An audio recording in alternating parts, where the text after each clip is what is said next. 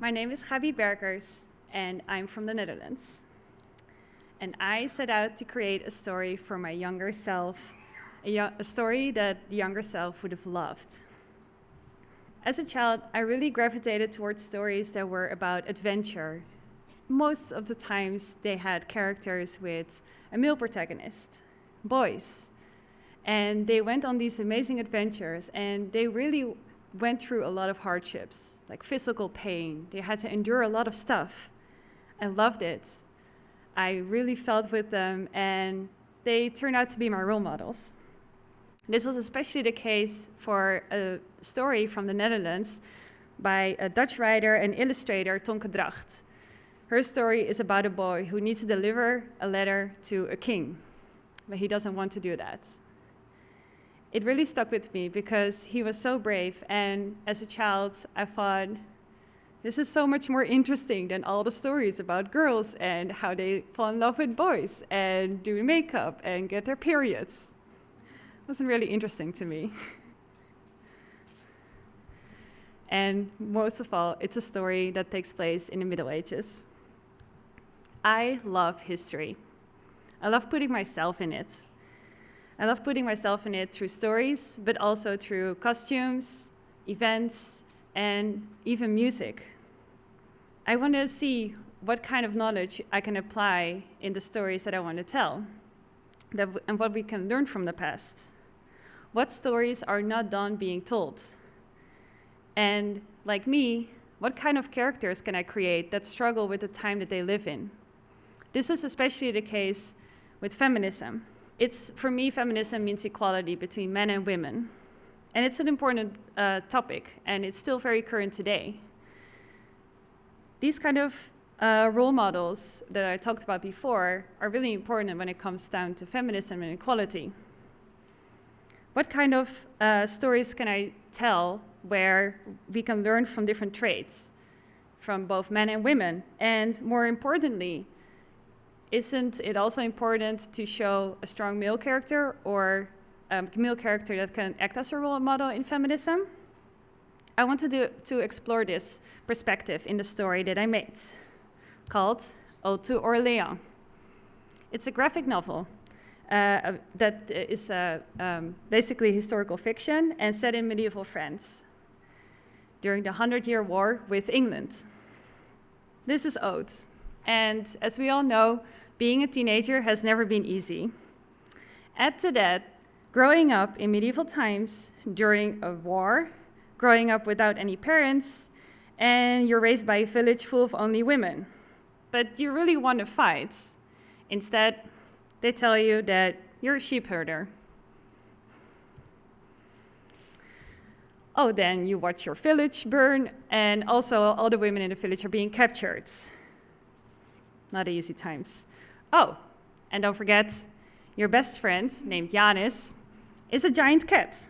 He talks, and he's an ex-warrior from Norway with a big attitude. Because, well, he's a cat. So, you set out. You go and find Jeanne D'Arc, who you also know as Joan of Arc. I'll refer to her in the French way, Jeanne. She is France's biggest hero at the time. And finding her would be able to save the village, right? So, Ode and Janis set out on an adventure. And Ode really wants to be the hero of the village. But first, he realizes he should probably become a man. So, what does that take? Probably being good with the ladies, being physically strong, and show no fear. Easy. This is the story that I created, and during the creation of it, I tapped into a big love of mine, which is research. I'm pretty much a research geek. A lot of my research not only went into the character design, which seems kind of obvious, but also into the story itself. A lot of the plot twists and turns that it takes are based on historical events, which I found very important. there was so much to draw from that it was kind of overwhelming at times. But I made sure that all the choices I made were there to help the story move forward. There were little things like showing the architecture of a place, like you can see in this image at a monastery. And probably the biggest and most important one was Jeanne D'Arc. She has a lot of stories already written about her. And there's a lot of media to draw inspiration from, but I wanted to portray her in my own way. I found that important because I wanted to represent her as a strong role model, but at the same time make her more human and a little bit less holy. I wanted her to be strong, but sensitive too. One of my favorite little facts that I learned about her is that she used to sleep in her armor while on the battlefields, like in the tents. She was kind of scared like that. There was also some simple things that I had to figure out, like how do you actually put on armor? How does that work? Where do you need somebody to help you? And I made sure that it would also serve the story itself. Like here, they need to help Jeanne put on armor because her arm is hurt. Also, a giant cat? What? I know. I have actually got that question before. Well, animals, even though giant talking ones were not actually part of our history, they are certainly part of medieval stories, especially in illuminated manuscripts. Like you can see in this example of a bunny decapitating a man.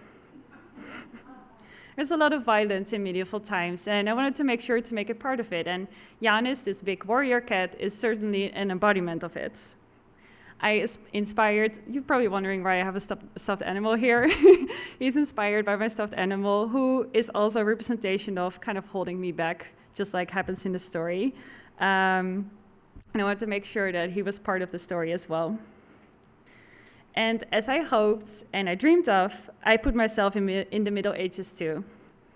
Grueling process of drawing pages was hard to do, and besides having a backache after a long day of work, it was very rewarding. I worked in many layers and I drew all the pages by hand, which was a lot of work, but I certainly learned a lot from it. I felt like a medieval monk at times, sitting at a drawing desk. So I wanted to go back to the main thought of this story. Why? Why am I telling this story, and why is it important to me? I think the most inspiration I really drew from Jeanne D'Arc herself. She was a strong representation for me when I found out about her story and her life. That's why I really like this quote of her. I am not afraid, I was born to do this. Life in society with a lot of expectations on both men and women can be hard. I really hope that with my story I can shed some light about what it takes to accept your true self, whatever that might be, and that everybody has dualities in themselves, both strong and soft. I want to step into this life of creating stories by making new role models, ones that hopefully inspire both genders to accept and create a world of equality. And just like how I found inspiration in this boy character in my childhood, I see the same in Ode and how he looks at Jeanne. And I really hope I can keep doing this in the future. Thank you.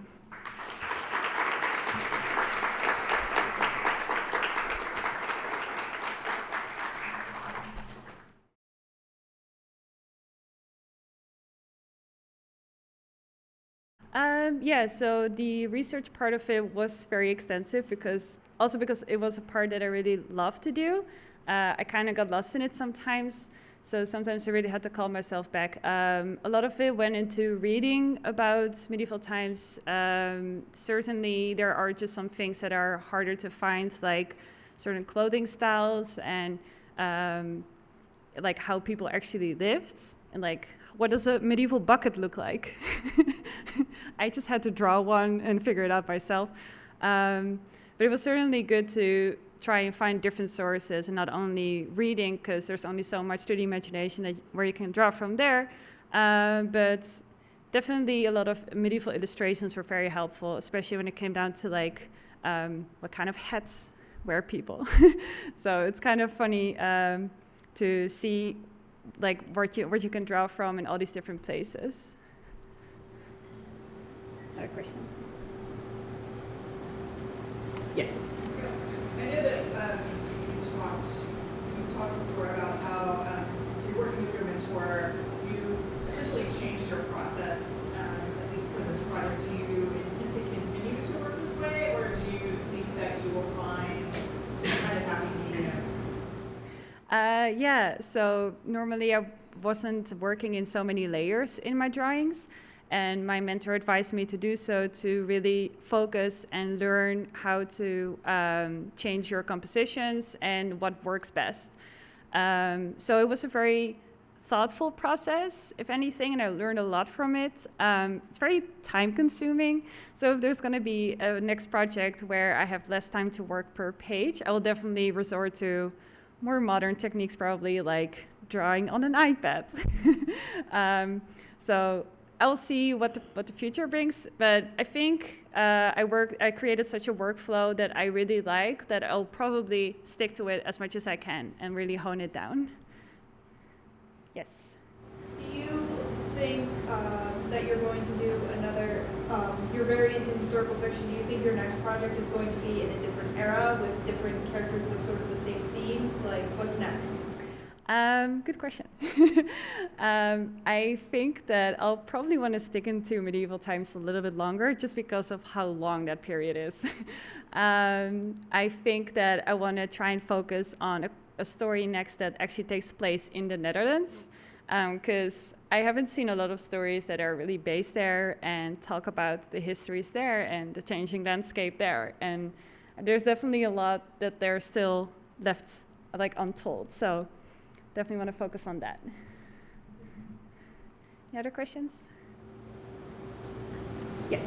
What's your stuffed cat's name? His name is Poesje, which means kitty in Dutch. He's my token. I need to take him on planes, otherwise they'll crash. Tautological, I know. Thank you.